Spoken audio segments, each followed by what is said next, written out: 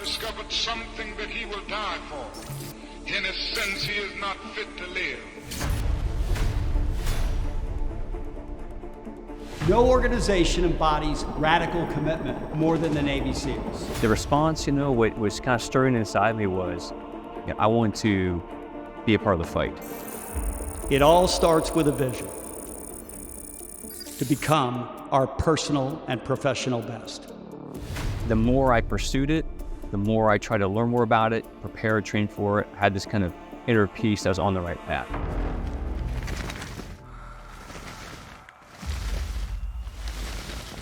Each and every one of us wants to live the best life possible. But along the journey, there will be obstacles. Each one of us will encounter adversity. Adversity is inevitable. Were you ever scared? The best of the best push ever onward, relentlessly pursuing and achieving our goals. Through the whole process of becoming a SEAL is so deliberate and intense. Nothing can stand in our way because we haven't just made a commitment. We've made a radical commitment. I want to make an impact in my service, whatever it is. This is Personal and Professional Best.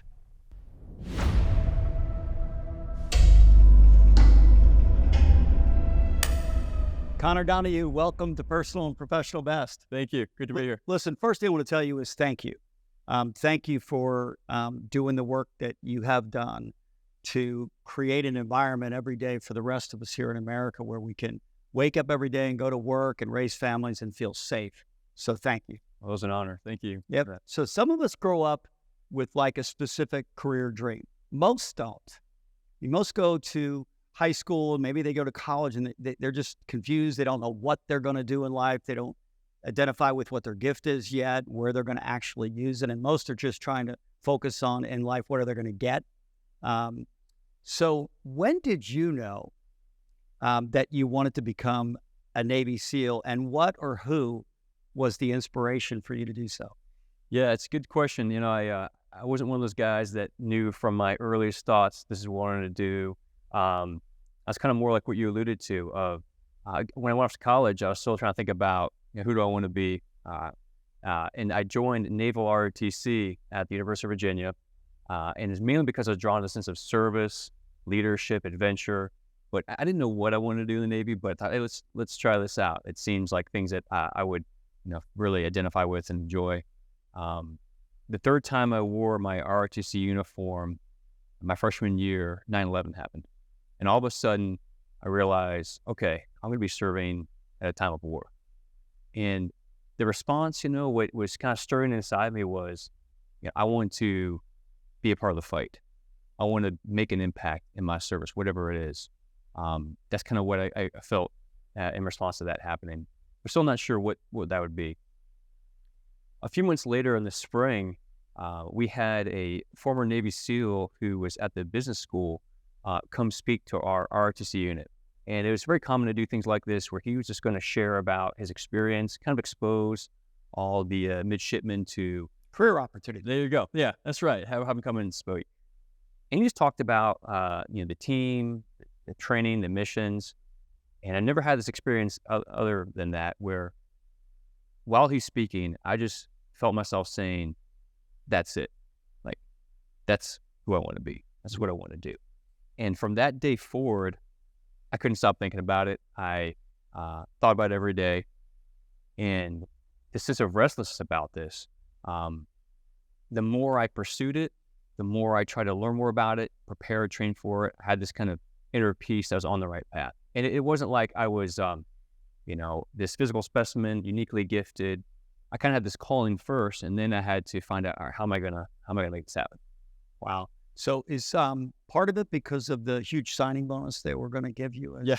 Is that what he's promoting that day? Like the huge amount of money you could make, the stock options, or anything else?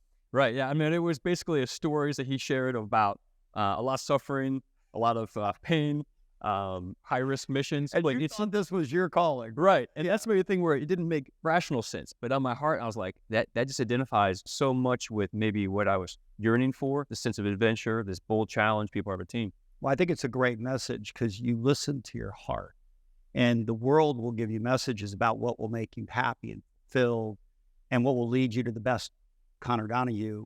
But that day, that seal, it was like a godsend, sent into the room so he could message into your heart that you were going to help defend our house called the United States of America. And thank you again for doing that, because we, as Americans, we wake up every day. We don't realize how blessed we are. If you've traveled the world, you do. Sure. But it's like anything else. When you're experiencing exceptional best living in this country, you take it for granted. But my dad raised me to make sure that I told folks like you how much I am, and I indeed grateful. My whole family is. So how do you apply? Do you like go on monster.com and say, I want to be a Navy SEAL? How do you apply to be a SEAL? What's the journey from like the ROTC to getting a shot at becoming a SEAL? Okay. Tell us about that. Well, it's funny you mentioned that. Like, there was this joke going through training of people like, hey, I took the online version of SEAL training. You know, just click through a few PowerPoints. It's the same. 1 to 10 scale. How much pain do I have? Right. And I think you realize you obviously can't do that. It is it's a thing you have to experience. And so the question is, how do you even get in there? And you know, at my ROTC unit, there had not been anyone who had gone in many years. So I felt like I was trying to find this path for the first time. And so part of it was, okay, what are the steps like you're talking about? And so as an officer, you know, there's a few paths you can go through, as the service academies, OCS, or ROTC like I did. And so it was really a combination of, okay, you put together a package of my leadership, academics, physical performance, and then there's a called Mini Buds at the time. It's basically like a screener summer before your senior year, where you kind of get a taste of it, and they kind of expose you and see if you're up to it, and then you apply. And I think as an officer, there's only about 20 slots every year for officers from ROTC, so it's very competitive just to get in there. You think about all this effort just to get a spot to get beat down, so to speak. It's like you reward for making I can't wait to get there so they could. It's a weird feeling to celebrate, because you're like, I got it. Well, great. What does that mean? I have months of pain ahead of me. But that's what it was. It's hard to get to that spot. But it made you appreciate that, hey, it's a one-shot deal, and I want to make the most of this. And there's only like 2,500 SEALs. Yeah, it's about 2,500 active SEALs each year. So it's a relatively small community in the military, relatively close-knit as well. All right, so you get through the first kind of, milestone, if you will. Yeah. Milestones. The funnel is now in place, but you're not a SEAL until you're a SEAL. Right. So we got some work to do. Right. And there's this thing called Hell Week, where you actually kind of go through hell and experience hell for a week. Give us the best description you can, like the details about what it's like to go through Hell Week to become a Navy SEAL. Right. And so that first step you're talking about is the selection course is about 6 months long. It's called Basic Underwater Demolition SEAL Training, BUDS for short. And that's really when they screen and most of the cut down happens. 3 phases. There's a physical conditioning phase, combat diving, land warfare. So the 4th week of the conditioning phase, so your 4th week of this 6-month selection, is affectionately known as Hell Week. And what it is basically 5.5 days during which you run about 200 miles total. 200 miles. Yeah. You do physical training for over 20 hours a day. You sleep a total of 4 hours, which is about 2-hour naps on days 3 and 4. And it's a series of, challenges, primarily done in what's called a boat crew. So you have about a group of 6 or 7 men with this 8-foot rubber raft, and you're paddling this raft in the ocean. You're running with it on your head. You're carrying telephone pole sized logs together. So you're suffering, but you're doing it in a group context. And I just described all these, physical aspects that are, brutal in many respects. But really, all that is it's more of a test of heart than of the mind or the body. It's testing the will, and the point is to get each, candidate to the point of complete exhaustion. So maybe your physical gifts that you've relied on aren't going to be there. We're going to keep doing push-ups till you got nothing left. And maybe these mental things you told yourself in times are difficult otherwise, motivational, those are not there. To really have you look deep within inside and kind of test your heart, and that's what it's designed to do. Yeah, so it really reduces you down to, why are you really here, and do you really want this? That's right. Because there's nothing left physically. Yeah. You're drained completely. I mean, 200 miles in 5.5 days sounds like a long drive. Yeah. But you're not driving. Yeah. No. And we were talking about this, about the sand, Yeah. and being wet the entire time. Right. And then tell us about the boat and what the individual, there's 6 people with every boat, right? 6. Right. 6 or 7 guys. Yeah. And tell us about the boat and what goes on with that, Yeah. that So experience. you have these boat crews, and you're organized by height. And that's important because, as I mentioned, most of the time, if you're not paddling this boat in the ocean or the bay, well, you got to move it. So you run with it resting on your head, and everyone's kind of got a position underneath there. That's kind of why you want to be at the same height, so you can evenly distribute that weight and carry this thing. And I'm curious, really, it's banging on your head as you're running. And I remember having like shooting pains on my back, being like, this is probably not good for my long-term back or neck, but like, it doesn't matter. I'm doing this. So you can see in that environment, if someone's exhausted, the way you would think about getting relief is that, I just kind of scrunch down a little bit, just kind of duck my head. All of a sudden, I have less weight on my head. But as a result, I've distributed that weight among my teammates, my boat crewmates, who are carrying it instead of me. And it's called boat ducking, and it was one of the capital sins of Hell Week, because essentially, in my search for personal relief and looking out for myself, I have made it that much more painful and difficult for my teammates. This is really powerful because it's the definition of selfish. You're on a team, and you're trying to do less for yourself, right? But some of your teammates are going to have to bear the brunt of what's left to do, and that happens in business every single day. It happens in family every single day. Right. When people don't do their part and more, someone else has to pick up, and someone else has to cover the boat ducker. Right. There's a hero in being the support for the boat ducker. That's right. And maybe the best way to teach the boat ducker about how not to duck is to just take responsibility and bear the brunt. Maybe they learn a lesson through that. And I think in these moments of extreme exhaustion, these seemingly small acts of selfishness, of boat ducking, or the opposite of someone who tries to take the position on the boat that has the heaviest weight, or you can tell pushing extra hard when even nobody's maybe looking and the instructors aren't going to see it. I mean, it's really heroic, and it elicits such respect. But what it also does, it motivates other people in the boat crew to be like, he's pushing extra hard for me. I'm going to try to push extra hard. And everyone is better because that person's virtue. Just like everyone's brought down, if I feel like this other person's shirking, it really demoralizes. That can be heroic that you help out. This is such an important message for families. It's such an important message for marriages. Mm-hmm. It's such an important message for business environments, because we all have interdependency. Mm-hmm. And ultimately, best requires all of us to do less boat ducking. Yeah. And we need to do more of the other, which is we need to pick up for others. That's right. So tell us about the bell. Yeah. So we know you guys are doing just crazy physical activities, including swimming 4.5 miles in the ocean with great white sharks, which would immediately disqualify me to be involved. You couldn't pay me. There's no amount of money to get me in the ocean with sharks. But anyway, that's your calling, not mine. Thank you for, again, defending our house. So tell us about the bell. What's the bell? And so during BUDS, it's a selection course. So one part of it is it's voluntary. So at any time, a candidate can quit. They call it drop-on request, DOR. But there's a tradition in BUDS of when you quit, you announce that by ringing this bell. It's about a shoebox-sized bell. They have to ring, roll out, and announce that you're quitting. And I think it's symbolic. It's kind of sending a message, and everybody can hear it. Well, in Hell Week, they don't want that to be that tool to be lost on as the instructors on as a motivating tactic. So you'd be in very remote parts of a beach for a lot of Hell Week, but they would put the bell on the back of a truck and bring with them. And so it's like the Grim Reaper right here behind you as you're carrying this telephone pole, and they'll be on the loudspeaker being like, the bell's right there. All your relief, you want to warm shower or a nap, just got a ring. It's right there waiting for you. Just go ahead and do it. Come on.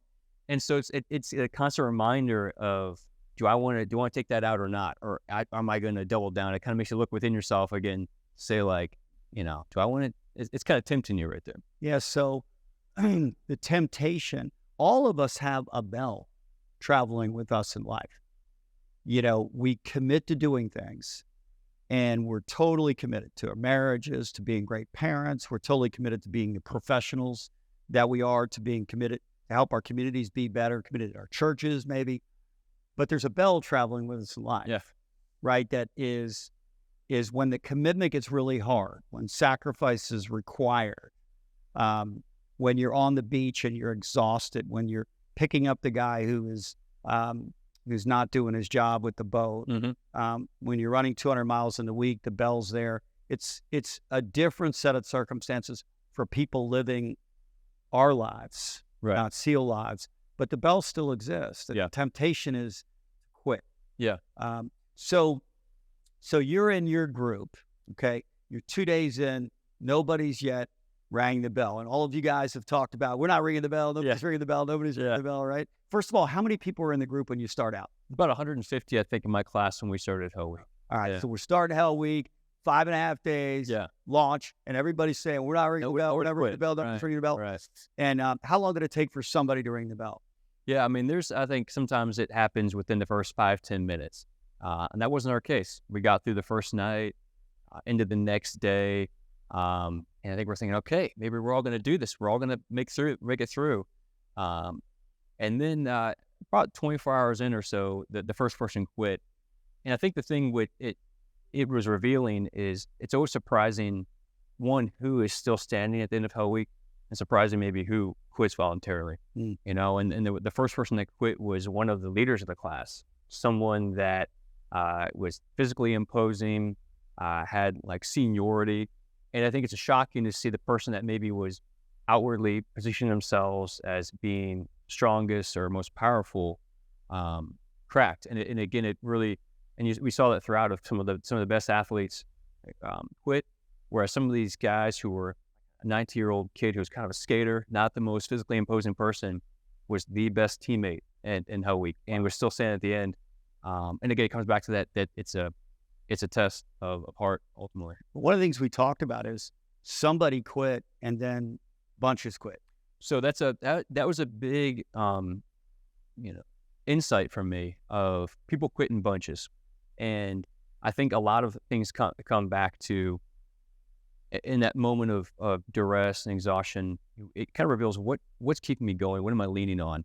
And for a lot of people, it's leaning on like, well, if that guy can keep doing it, I can keep doing it, or my buddy's still in, I'm still in, or he seems like a really strong candidate. So then if he gives, it's kind of like, I have permission to quit now. It's maybe not as embarrassing for me, or I don't know how I could possibly go on if I thought this person would never do this and they're stronger than I thought I was. People quit in bunches, like you said, and they come this I think, demoralization about what's coming forward, kind of make it through. At the same token, I feel like people were motivated and inspired by the acts of others. That I kind of felt like in many respects, one person's act of selfless taking on more of the weight would be like the only motivational speech one of your book crew people may ever see or hear. They did. Yeah. And I think it was fascinating to see that interplay of how much our decisions, our actions affect others, good or bad. What you talked about, like the biggest, strongest, smartest. Yeah. When you look at the people that really become exceptional in life, we're not talking about money. They may have that too, but become exceptional. It's generally true that they're not exceptional. They just have an exceptional cause. Yeah. And so, I would encourage everyone that is doing life today to really think about, do you have like a personal life mission? Mine is to leave other people better than I find them. I'm not always successful, but it's my cause I wake up with every single day. I own that every single day. Every path I cross, even if somebody's ducking on the boat. Yeah. Okay. My cause is to help them not duck any longer. Yeah. Right. So if you don't have a mission, you need a mission, because that's the thing your, like, what do you really care about most? And our organization, our industry is going through the worst downturn since I've been in the industry in 38 years. It will challenge your cause and radical commitment. The reason I have you here today is because it reminded me that when you get to a really difficult place in life, in any part of your life, your marital life, your challenge with your kids, business, whatever it is, that reason that drives you is the thing that will keep you from ringing the bell to go from, I'm committed to until this adversity shows up, I'm not, like in our business today. Right. And we've just told everybody in our organization just recently, we're going to do some radical things right now because we're radically committed to our mission, serving others before self. And then it starts with folks that are here. So, you said about your mission, something bigger than yourself when you thought about 9/11. Is that like at the core of what helped you avoid ringing the bell? Yeah, I think I mentioned how it truly felt like a call that was placed on my heart. And I think that really speaks to that cause you're saying has to be something that resonates deeply within you. So part of it was wrapped up in serving my country and being part of a team, but not in some third party hypothetical sense. Meaning, no, reflecting on that and what that meant for me personally and deeply, I personally want to serve. Like, this is the same person. Now, wouldn't it be fun if I had this cause? But this deeply matters to me. And then the fact that being a part of, that type of SEAL team was something that I felt resonated in terms of the type of leadership, type of team I want to be part of. And I think the human heart, it yearns for something to go all in on and to be committed bigger than itself. And for me, that's what it was, is to be a part of this SEAL team and serve in this capacity. But like I said, you can find that in so many different things. And I think we're all kind of getting whispers of what that is for us. That takes us outside of ourselves, and it's bigger than ourselves. And then that gets you through, because as opposed to in those tough times focusing on, what am I going to get out of this? Or let me check in with physically, how am I doing? Or mentally, what do I think? That's not where this decision is being left. It's at the level of the heart, and therefore I'm not leaving the decision to quit or keep going up to, the whims of my, mental state or how my body. Yeah, we're talking about the separation between the majority of people who don't ever experience best and people that do. Like being a SEAL, we talked about it, that you can make $75,000 a year. And if you're the greatest SEAL ever, you're going to make $75,000 a year. And if you go on the most risky, mission ever, you're going to make $75,000 a year. Yeah. And most of the world works in this place of what are they going to get? And they're always trying to get more, and they're trying to get more. And everything you just described is really the essence of having the best life, where you're living your life to help other people have a better life. Right. You decided when 9/11 happened to take on the responsibility of defending our house called the United States of America. So most Americans could grow up and raise families and just do what most people want to do, just be safe, and to be able to have a good life and raise kids. And again, I just want to tell you how much I thank you for that. SEALs' lives, it seems like it's all about making sacrifice and then about taking risk, right? Because you're at personal risk, and it's I assume a pretty high pressure job. I've watched Zero Dark 30. We talked about this last night. Yeah. It's kind of like a real story. Like these SEALs went and took care of some business on behalf of all of us to make sure there'd be fewer risk for all of us to wake up with every morning in America. They work a few hours, I imagine. Yeah. Right. Yeah. They're away from family an awful lot. Yeah. Right. So tell us, what is it like? You're a SEAL now. Okay. You go do SEAL life. What is that? What does that look like? And I think the best way to describe it, and you talked about what it took to get there and that level of commitment and effort, it's more of a way of life than I would say like a job. And I think SEALs and those community think of it that way. And it's more of an all-encompassing identity, and you're kind of fully committed and doing whatever it takes. The idea of staying up late, getting up early, nights, weekends, using your own money to, how do I find some better gear, or find a better way to get ahead and help out my team. Like no one thinks twice about those things in a way of it really is an all-encompassing type effort, and you want to do your best. I think if nothing else, you want to uphold the standard of those that came before you. Wow. You see your teammates and everything they're doing to prepare and to be the best SEAL, and it motivates you. And so you're in this environment where it's kind of reinforcing that desire for excellence. And obviously it takes a lot of time away from home. And the word SEAL stands for sea, air, land. So those are the three environments in which SEALs conduct missions. So you can think about all the different training and disciplines it takes to get proficient before you deploy in those. So you're gone a lot doing various trainings, and then you obviously are deployed for many months at a time. But that's kind of what everybody's doing, and you don't in any way feel sorry for yourself. Again, you want to make sure you're doing all you can to contribute to the mission and serve your team with honor. Yeah. So you're overseas like 6 months at a time. Yeah, usually. Yeah. Yeah, and you don't know what you're going to be doing necessarily, other than you're going to be doing SEAL work, which calls you to do a lot of different things. All of it in the spirit of defending our house here in America, right? Right. And maybe defending our neighbor's house, our allies. Yeah. Right. But were you ever scared? Like you're over there and there's a mission and you know what the mission is, they've just described it to you, and then you're afraid? I wasn't. And it wasn't because the mission wasn't maybe dangerous. You swam with white sharks too. Great white shark. No, that's right. So that's Southern California. Yeah. They showed you you're going to be swimming with this for 4.5 miles, and you're like, okay, yeah, I can't worry about that. So you're not. And it wasn't because the mission was dangerous. And it definitely you're worried about nobody is trying to die here. But I think thinking back that question, I think the reason was the way our training was designed. That they approached our training of put us in the worst possible scenarios. So it was like everything going horribly wrong or the biggest challenge throughout those 18 months of workup.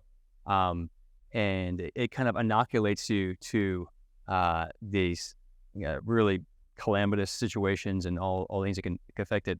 So then if you go to maybe a real operation and it's not that, it kind of feels like, all right, well, that wasn't too bad. And maybe if you look back on it, like, oh, that was still pretty risky or kind of messy. But again, this bar of training and the experiences they exposed us to, that was the hard. So the preparation, through the whole process of becoming a SEAL, including Hell Week, is so deliberate and intense that by the time you get to go and actually do SEAL work, mission work, it's not all. It's a big deal, but it's not the same kind of big deal because you've already gone through a mad amount of sacrifice and preparation so that you can discharge your responsibilities. So fear goes down when you're prepared. Yeah, there's a phrase I think in the military it's pretty common about you don't rise to the occasion, you sink to the level of your training. So you want that training bar to be so high because you're going to fall back on that and you're going to do exactly what you did in training. Kind of like maybe in a sports team, you're going to play like you practice. I think that's really the approach of you got to practice at a level and at this. Hey, Supreme Lenders, did you just hear that about training camp? All right, you show up late, not actually on time. Sorry about that. You know who you are instead. Who's the boat guy again? Boat ducker. You're a boat ducker. Yep, boat ducker. Yeah. No, join your teammates and not being a boat ducker. But if you are a boat ducker, somebody will pick you up because that's what we do here. Hey, listen, Conor. Again, I want to thank you for your radical commitment to defend our house. And even though we're going through a desert right now in our business, the blessing of being a part of America and having all of that goes along with it, it's because of folks like you that we have the opportunity to do that have made a commitment to make sacrifice, commitment to give yourself completely, no matter what, in the service of others, which is what we hope to do here to honor you back. Our organization is all about serving others before self. And I just want to thank you for being here with us today. And you got me so fired up. We're going to have you back again next month. I look forward to it. I enjoyed this conversation. And again, it's an honor to serve. And I'd ask everyone to, please keep our service members and their families in your prayers. Amen. Thank you. Thank you. Does sacrifice, does it always proceed best or getting better? And that's essentially the essence of sacrifice is foregoing my self-interest. You will indeed have to make sacrifice to create success. And it's about going to a level maybe you haven't been before, going bigger than what you're capable of. You're kind of outside of yourself. I think the unique thing about SEAL training is that each person volunteered for it.